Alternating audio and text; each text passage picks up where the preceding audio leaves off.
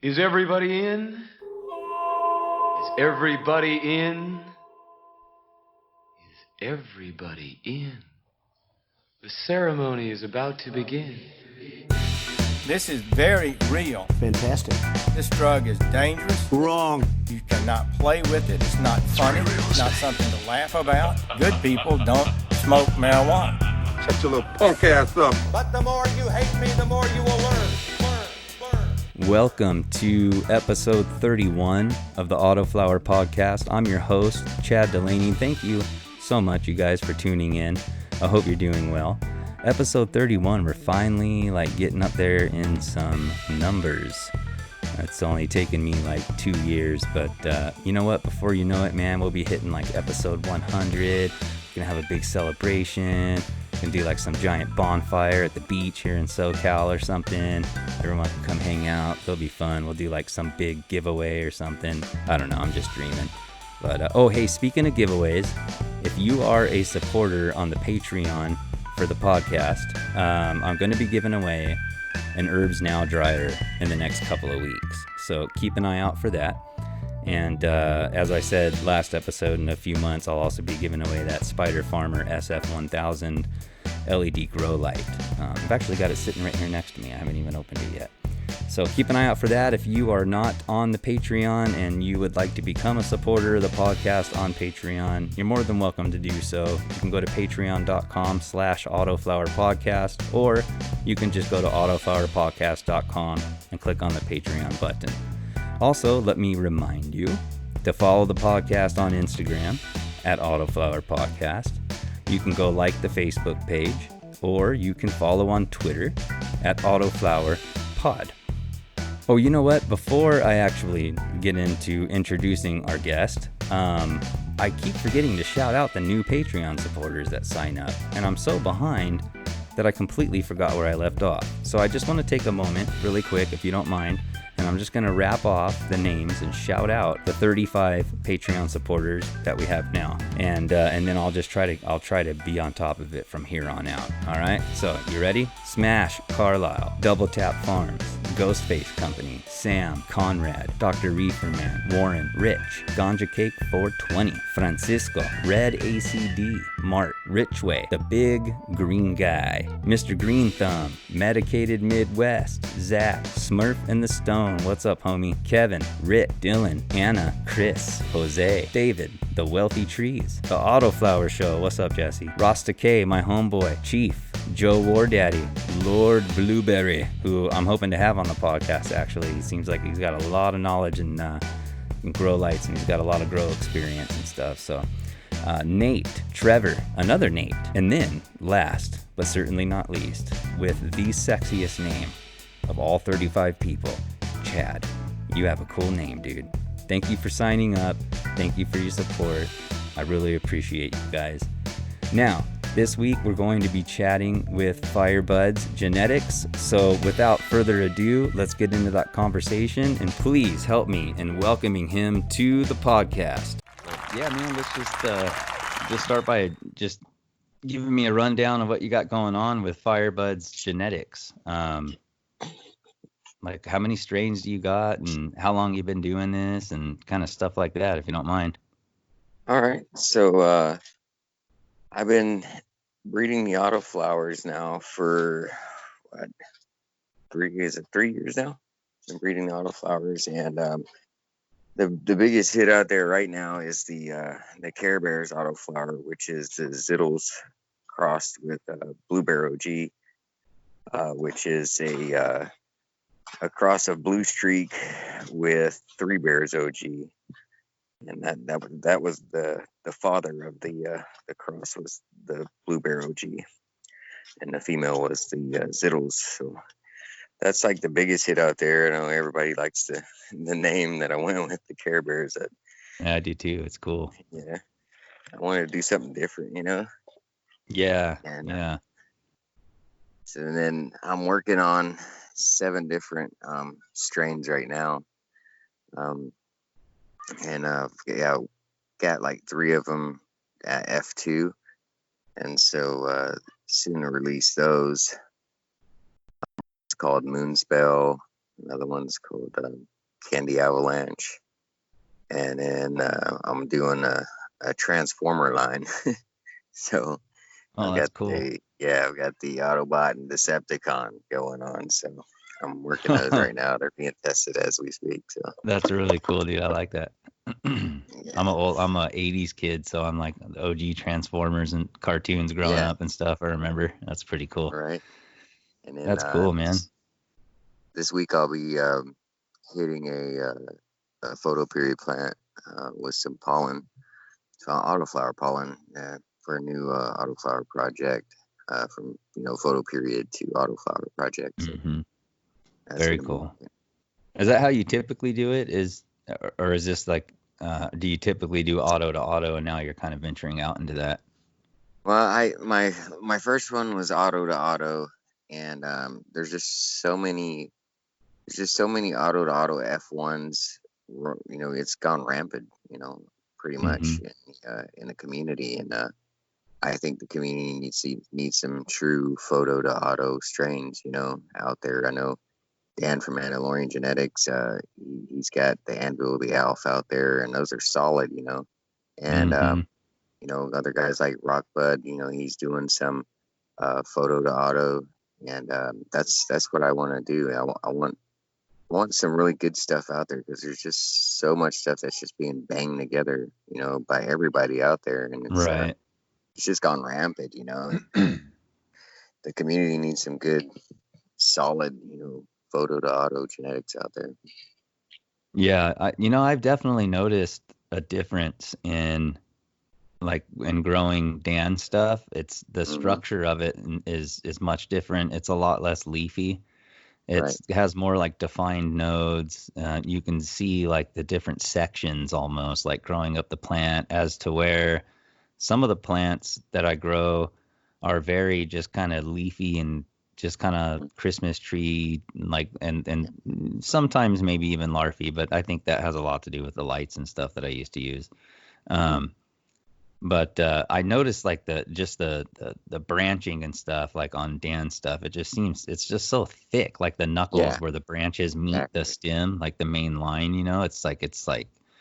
it's gnarly looking, man, like Hulk's arm in a Marvel movie or something, and it's just, there's just something different about it. And I think it's that photo period, because it's not far off in relation to that photo period, and so it's just got that awesome structure, and that strength and stuff. There is something a bit different about it. Yeah, I've noticed that too, and I've noticed in a lot of the the F1s that are out there as far as autoflowers go, the laterals, branches are like skinny, they're not big and thick and fat like you said, and have that big knuckle off the main branch, and there's a lack of trichome development on a lot of the stuff out there, and so that's why I really want to get back into creating true autoflower from photo cross, because you have that big trichome production going on. Like you said, you have the better structure. Everything about it is better than a bunch of people that are out there just throwing crosses together and really not hunting that great photo and male or female or autoflower male or female. And I think a lot of that has to do with the price of seeds out there. The price of the seeds is going through the roof, and I think a lot of people are just tired of paying that price, and they're just slapping what they can together to get their own seeds. And along with that, there's been different companies introducing, the colloidal silver spray or the silver thiosulfate spray to the cannabis community, and there's people out there that don't even know how to really grow, can't even identify each part of the plant, the anatomy of the plant, but yet they're out here spraying and reversing stuff, and it's not really good when you have that stuff going on, because it just breaks down the gene pool, of the plants out there, especially with somebody that doesn't really know what they're doing, Yeah, I think that's a a big thing with, especially with like kind of our age of social media and stuff, is anybody can kind of pose as anybody. And like I can whip up a cool logo really quick and start some genetics company, and I can Right. make it look like rad too, because I'm a graphic designer. Yeah. And I mean, I can like, but the truth of the matter, I mean, I do a tiny bit of breeding for my Patreon supporters, but I mean, I'm up front right in it, like that I'm chucking pollen basically, and this stuff Right. isn't, this is more like if you want like a bunch of seeds that are really, to get your best bang for your buck by supporting the podcast, then, you can grow them out and mess with them and breed them yourself. But it's like they're not paying $65-$70 for 5 of them though. Right. It's more like here's 10 or 15 of them for like helping the podcast for $30, But anyways, my point is that I'm still just kind of chucking pollen and stuff. You know what I mean? And I could, if I wanted to be a dick, I could start like some seed company and come off as if I know what I'm doing and I'm some experienced breeder. I can like get bottles of this, colloidal silver and start spraying and reversing and just feminizing and just popping seeds off, thousands at a time. Yeah. But the problem is some people are doing that. And so Yeah, there is.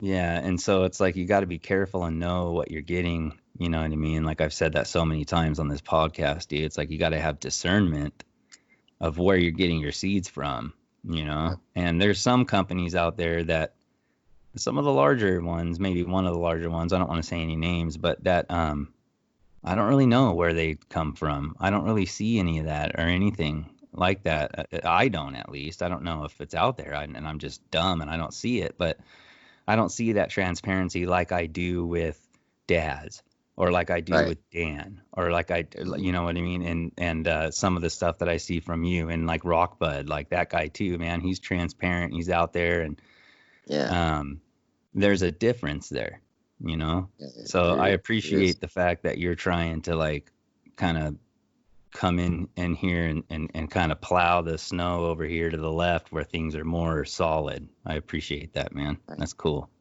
Yeah, and then I surround myself with people that have the same mentality, as far as breeding goes, like Dan, Rockbud, Daz, all the gentlemen we mentioned earlier. They have the same love for the plant, and they want to see the same, good genetics out there, solid, stable genetics, and they understand the importance of it.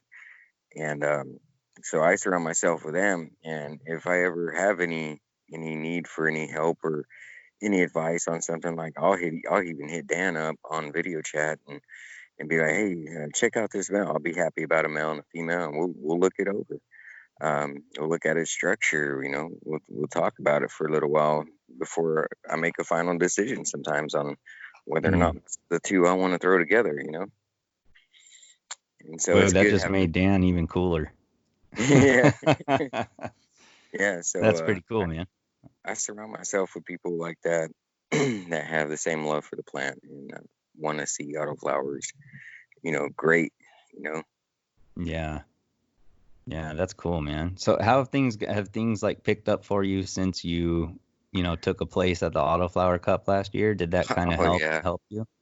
Yeah, definitely. I think when me and you first talked after the Autoflower Cup, I might have had like 300 to 400 followers on IG, and then since the Cup, I'm almost at 7,000 followers on IG now, and man, that's good. Then congratulations.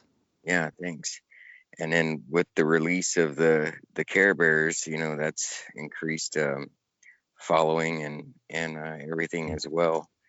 And so, yeah, the winning the Cup has definitely slingshotted me, up here in the Autoflower community pretty well.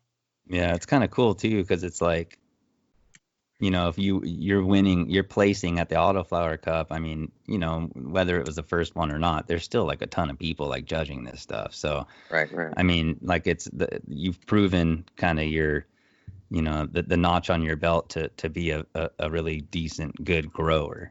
you know, so Right. that kind of almost helps out. It kind of gives us, you know, some confidence in knowing that you kind of know what you're doing, you know. Plus, you're, like you Right. said, you're surrounding yourself with these other guys who obviously know what they're doing. And that's really cool, man. Yeah, and then I'm collabing with the Autoflower show every Sunday.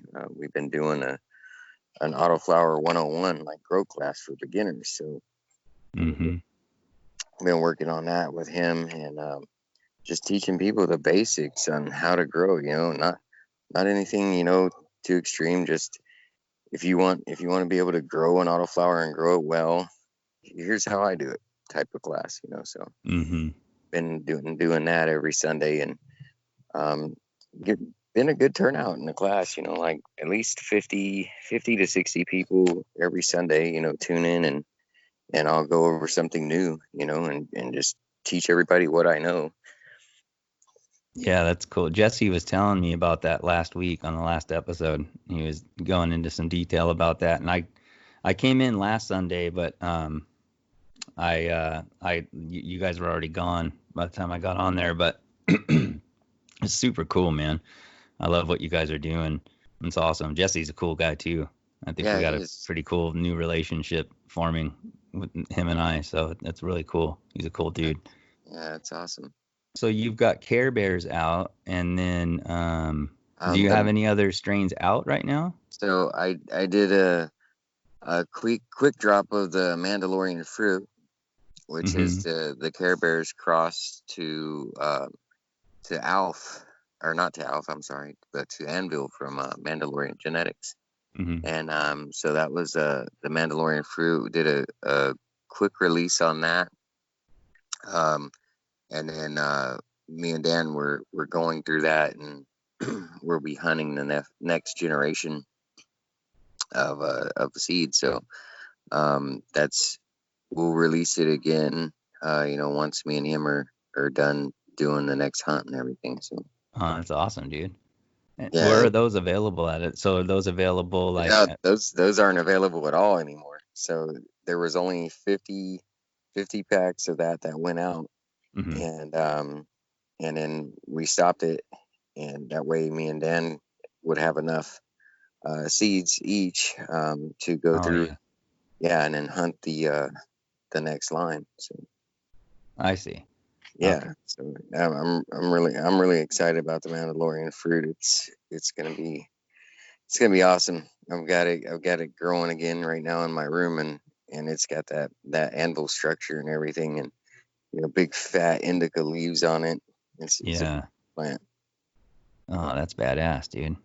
And then everything else is pretty much in the works with testing. I trashed one complete strain just because the genetics weren't working on it.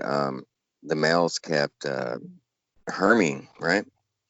And so I'm not one of those guys out here trying to make a quick buck off seeds. I don't care if the females aren't the ones herming. I'm producing, you know, auto regs, so it's very important. Somebody is out there that is deciding to breed with my gear, that there's no hermes in the male or female, you know. So I took one strain to F3, and I just couldn't work that out of the male, and so I just trashed it. I threw away probably about 3,000 seeds. Wow.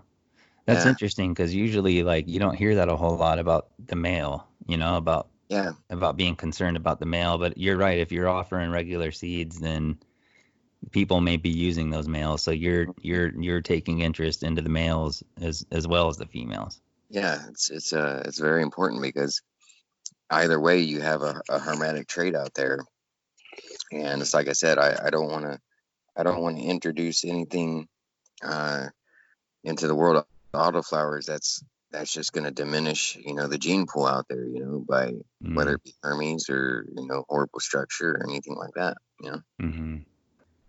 Kind of convicted me a little bit. Now I'm feeling bad, starting to maybe rethink my whole seed thing I got going on here.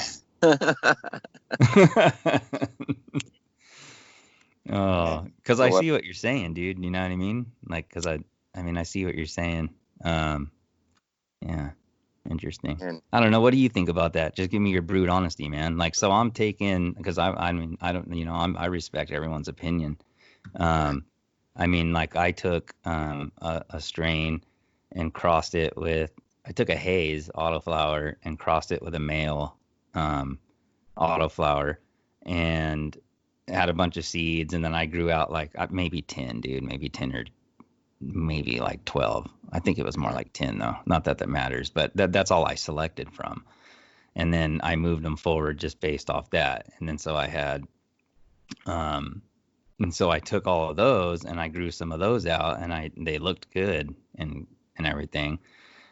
So then I started giving them away with shirts. I would sell shirts and I'd give away free seeds.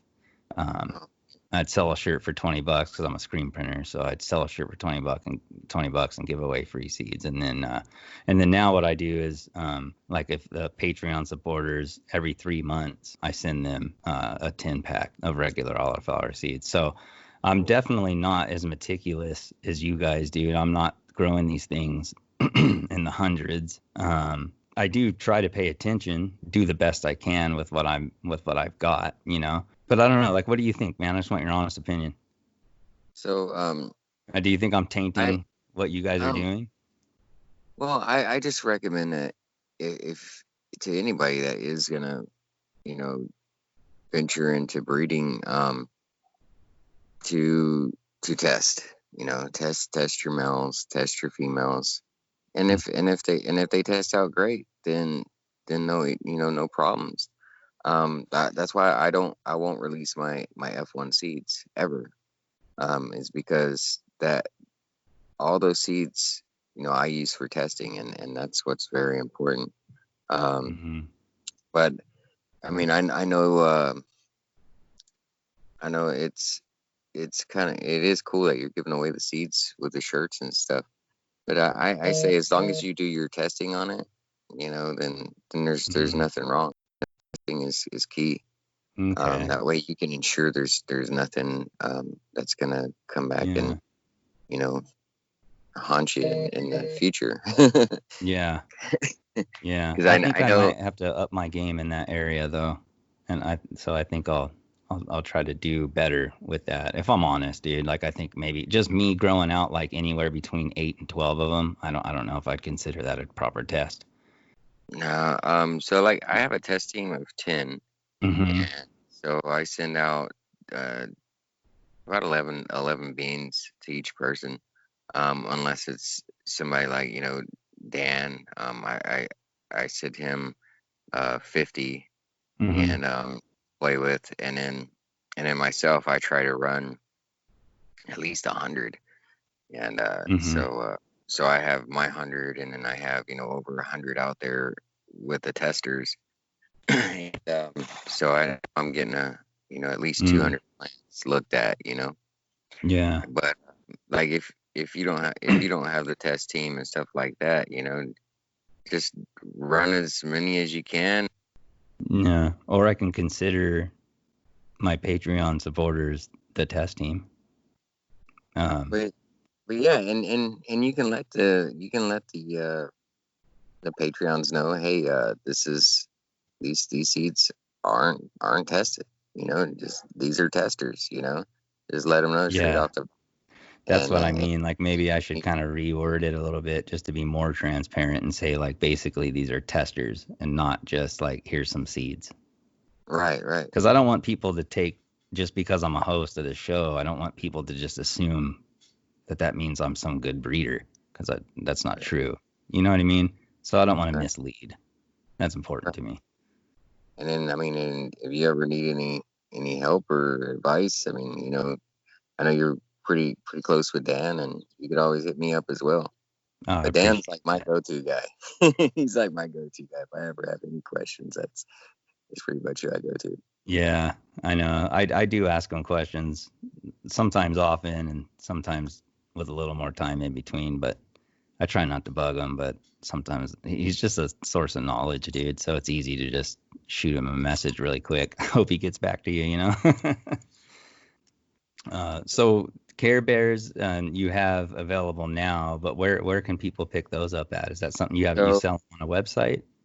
so right now we work just real closely with people on our Gmail, at Firebudz Genetics at gmail.com. And Mhm.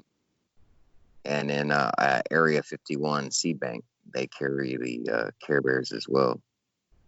Okay. And but I like the Gmail because it's kind of different from where somebody just goes on a website, they see the seeds, they see the pictures, they click on it, they order. Whereas in my Gmail, it's more of a personal one-on-one. We can go back and forth. I can answer questions if anybody has questions about their lineage or best growing tips or things like that. It's really great because we can sit back and just email back and forth like that. Yeah, I like that idea. That's a good idea. Get some Yeah. personal interaction going there. hmm Kind of gives people But a little bit of I am working on a web though right now.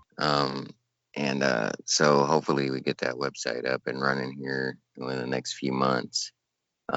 This whole thing with my son's kidney transplant has put a lot of things on hold. Hi there. I'm interrupting your listening pleasure for just a moment so I can tell you about the sponsor of this episode, Nature's Living Soil. Nature's Living Soil provides a unique product that can be used to create an organic, living soil or super soil. The really cool thing is they have one specifically designed for autoflowers. You can mix this in with some Fox Farms, Roots Organic, or Pro Mix and just water from seed to harvest. It has everything your plant will need. Visit natureslivingsoil.com and use the code Autoflower Podcast 15 at checkout for 15% off your order. And when you reorder in the future, feel free to use it again. Now let's get back to Chad and Michael. This whole thing with my son's kidney transplant has put a lot of things on hold, as far as Yeah, let's chat about that, dude, because I mean that's kind of really why I've been wanting to reach out to you anyways. You don't have to believe that, but I really have though. Dan told me like a year ago, like, oh, you gotta have him on again, dude, like because we chatted once for that cup episode, but that was a pretty short conversation. And then I was talking to Jesse too about having you on, and then yesterday I kind of caught wind of what's going on with you guys and your family, and then that's when I was like, okay, now I really have to reach out to this guy, dude, because I feel like this would be a good time. So yeah, I mean, maybe just give us a little insight into what's going on, man. Yeah, so March of last year, our son Sean was diagnosed with kidney disease, and not only did he have kidney disease, his kidneys are undersized, so they could barely find him in the ultrasound. And so when we had to travel up to Seattle Children's Hospital, and they did his kidney biopsy and ultrasound at the same time because they were so small, they had to be guided in. They couldn't really take a good tissue sample because the kidneys were so small and they didn't want to cause any more damage. So they went in actually with a smaller needle than what they usually use and just took small little pieces of his kidneys because of that. And came back that his kidney disease is genetic versus just, other types of kidney diseases out there. And what that has caused is they won't let us have they don't recommend we get a live donor because the kidney disease could come back and destroy the kidney from a live donor. So at that point, a donor would have given their kidney for nothing at that point. I see. So we had to go. We've been dealing with his kidney disease, and they've been up in the medication to try to get his condition to kind of like plateau. They kind of showed us like a graph, and in the graph it shows somebody how their kidneys just decline over the years. Everybody's kidneys decline over the years. But his is just like dropping dramatically. And they were hoping that the medication would kind of like plateau it and let it drop slowly, but they've been upping his medication over and over again, and it's just not helping. He's 12. He's going to be 13 in November, and he's hitting that part of life where he's already started growing, a lot. Yeah. And he's just outgrowing his kidneys at this point, and with the disease, it's just between those two, it's just caused things to go south real quick, And so they notified us last Monday that yes, he's going to get the kidney transplant. They had a great team there at Seattle Children's Hospital. There's like 6 people on this team, from social workers to psychiatric like counselors to different team members. They're awesome, and they've been working with us to get us prepared for the transplant. And so they're saying that he is on the list. He's got to lose a little bit of weight because they're concerned with his weight at the time of the transplant. So my wife's been taking him, every day. They've been hiking and walking and watching what he eats. And that's really tough because he's 12 and he's got his brothers and sisters, and they've got the world shut down. They like to eat pizza. They like to eat, stuff like that. And he can't, he can't. And so it's really tough for him, and it's kind of crazy, you see these people out there that, abuse alcohol, abuse drugs, destroy their kidneys in that way, and they're still living, they're still kicking. And then you have this 12-year-old that's done none of that and is having to go through this, so it's really hard. I know it's hard for him. He's a kid. He's like every day, he goes about and does his playing on Fortnite and stuff like that. Yeah. But he is like, he's a kid, so this is just like, okay, whatever, I'm gonna keep going, you know what I'm saying? And but as his parents, we're the ones that we know how detrimental everything is, and so so my wife, she's been having a really hard time. That was her firstborn, so right, so that's like her baby, so it's been really rough for her. I'm the guy that has to be macho and just be like the glue in the family right now, to just keep everyone held together and staying positive and just trying to pick everybody's spirits up, so. Yeah, man, don't forget to try to get out there and let other people pick up your spirits too, man. You gotta fill that tank up too, bro, Yeah. But I know there's a lot of people right now who are jumping on board to support you and your son, and sharing posts of the GoFundMe and stuff. And I know people are donating. I know Dan at Mandalorian Genetics was auctioning off some seeds and stuff like that. So I'm sure that's filling you up with a lot of encouragement just from and that's just your online cannabis community. Yeah, and I was talking and telling Dan that last night. I was like, I appreciate everybody out there in the cannabis community. I every day on IG, you always run across some new GoFundMe account out there, and then you'll see, it's a scam and this and that. So I was really weary about even putting that out there, but my wife was like, no, we need help. We need all the help we can get. And so she did it. She just did it.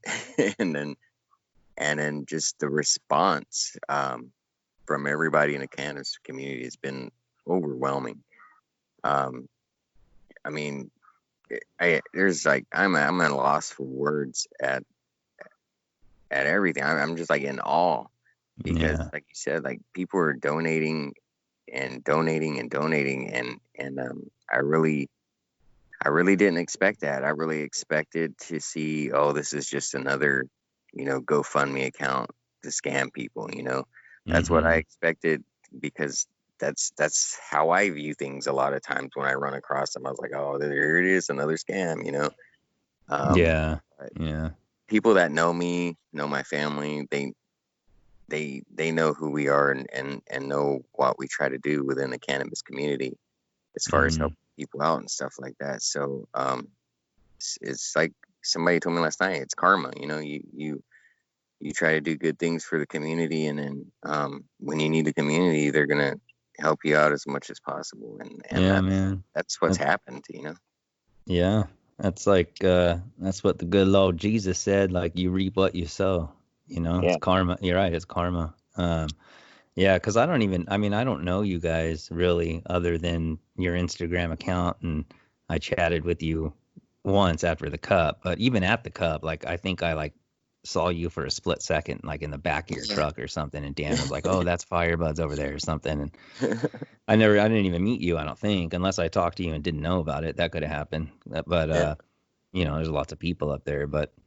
I know Dan knows you, and I respect Dan a lot. And I know, I was just chatting with Jesse from the Autoflower show, a couple of weeks ago, and Yeah. we were talking about you. And so, I know that that you're a respected person in the community and stuff. And I just thought, like I don't really have a whole lot to. I mean, I donated a little bit of money, but I thought, man, I could just bring you on an episode because I wanted to chat with you anyways, and then we can just kind of let everyone know what's going on, and I'll provide like a link to the GoFundMe account and stuff if people who hear this, want to help out.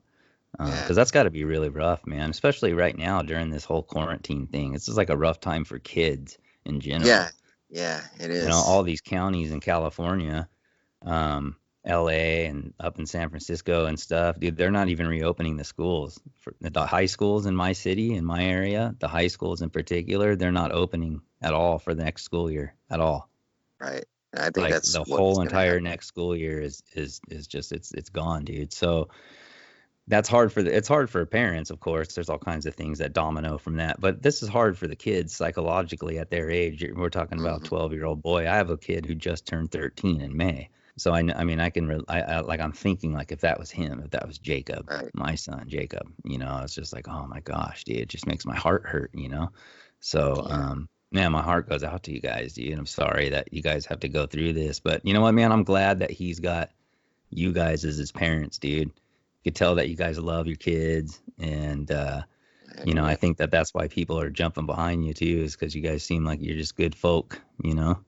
Right. And I tell everybody, like, a lot of people have hit me up on Instagram and are like, hey man, I really wish I could send something right now, but I can't.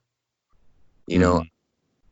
And I tell everybody, anything is everything to us right now. Anything, whether it's just sharing the link, sharing the post on Mhm. your page, on your story, that means everything to us. That means, I mean, it's like I said, anything is Yeah. everything. Anything is. We're so thankful for, and appreciate anything that anybody can do. And because it's. I mean, maybe you can't, send something, but if you share it on your story, maybe somebody sees it that can. Yeah. So you've just opened that window, that door for somebody else that can. And yeah, we appreciate everything and anything anybody can do. Yeah, I think that's a good thing to say, man. That's important to say because, like, a lot of people are like, well, I can't donate, so I don't really want to share it because then I feel dumb because I'm not donating. But it's like, that's totally cool, man. That's absolutely okay. If, like, man, these are hard times, dude. So, I mean, like, there's no obligation, but you're right. Just sharing it, even if you can't donate, or even if you can donate $1, just even Yeah, $1, just $1. yeah, I posted on my Tourette Grower one. I was like, okay, I've got like a little bit over 3,000 followers. If just 500 of you could, because that's usually yeah, like about how many people will like you know, you view your insights or whatever, and it's like, Mm-hmm. you know, 500 people interacted with your post or saw your post or whatever. So it's like, Right. okay, 3,000 followers, 500 people see it. Like if 500 of you gave $1, it'd be $500, and that's kind of Yeah. what I was trying to get across, you know. Yeah, that's what I But told my wife. I yeah, said, you got, 4,000 followers. I've got almost 7, and then the genetics page has another like 4,000, I think. I said between the three of us, we have, like over 12,000 followers, and if one person, each follower donated $1, that'd be crazy. That'd be $12,000. I mean, yeah, we would go over the goal, and that goal of 10,000 that we put in there, I put that in there. I was thinking, how much. I'm just thinking about living arrangements. Like how much is that? How much money is it going to cost for us to maintain 2 households in 2 different areas? Because with my job, I don't have enough money to stay, in Seattle for the full 3 months, hmm or enough vacation time. So I'm gonna have to most likely keep, half the kids down here, because what they're telling us is, um, they Sean has to be away from, after his surgery, has to be away from any kind of germs, because the medication he's going to be on is going to be like an anti-rejection medication, so his kidneys don't, try to reject. So he can't be away from any kind of, stomach virus. He's pretty much got to be in isolation yeah, during those 3 months. It's very important, and we all know kids are germ banks, yeah, So yeah, totally.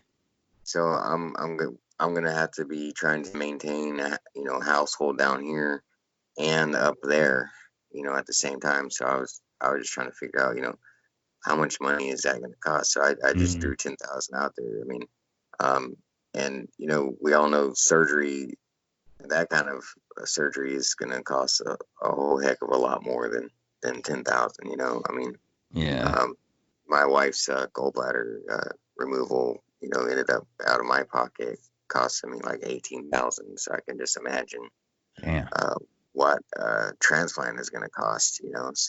yeah, So I just threw 10,000 out there as a number, you know, just because I know that's about how much it's gonna cost us to try to maintain 2 households and travel back and forth and everything like that. And then um, whatever's left, contribute to paying down the bill for the mm, actual transplant itself. So yeah. um, How's your son doing, man? Like, how is his spirits and stuff? yeah, it's like I say, he's a kid. I think he just forgets. He takes his medication every morning, and then he goes out and plays. Uh, we have noticed that he's, over this past couple months, he's been like really tired all the time. He's the first one in bed. He goes to bed because he feels drained, and so Hmm. he'll be hitting the bed at 7-8 o'clock at night, where all the other kids are still up and watching TV and things like that. But when he's done, he's done. He just goes and lays Yeah. down and rests, and it's kind of where he was always the one smiling all the time and making jokes and stuff. I don't know. It's like he's more quieter and how'd you say, just not as lively as what he Yeah. used to be. A little So less energy, probably, huh? yeah, and I think that's what it is mostly is and then psychologically not being able to eat the junk food and stuff like that. And, Yeah. kids have feelings too, and Hmm. you know and emotions and stuff that they go through. So I know it's got to be pretty tough on him too. So. Yeah.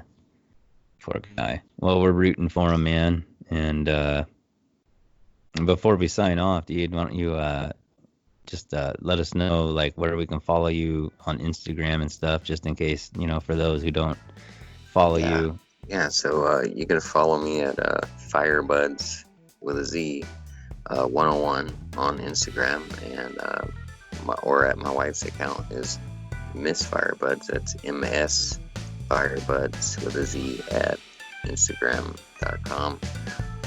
The GoFundMe links in both of our bios. So you can go and follow either one of those accounts and just look in the bio for the GoFundMe link. As always, thank you for listening. Thank you for sticking around. If you feel a tug to help out the Firebudz family, I'll have the link to the GoFundMe in the show notes, as well as the Instagram and the other social media platforms.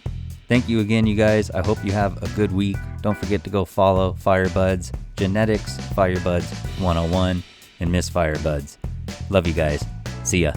The weed marijuana is grown in every state in the Union.